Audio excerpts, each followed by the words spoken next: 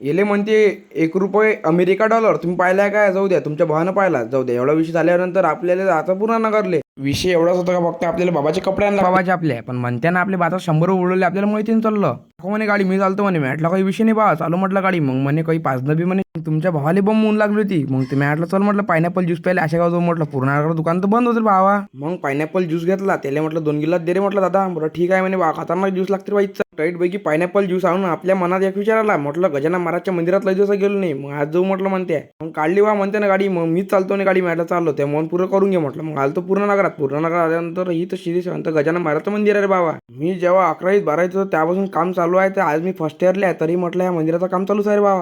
हे व इथची पूर्णनगरची श्री संत गजानन महाराजची मूर्त. मग इथं तुमचा भाऊ पाया घ्या लागला बाबा. पाया गेल्यानंतर आता इथं नवीन एक विठू रुक्माईचं मंदिर दाखवतो. ते तुम्हाला दाखवून देतो. कंकार ह्या मंदिराचं काम आता चालूच आहे.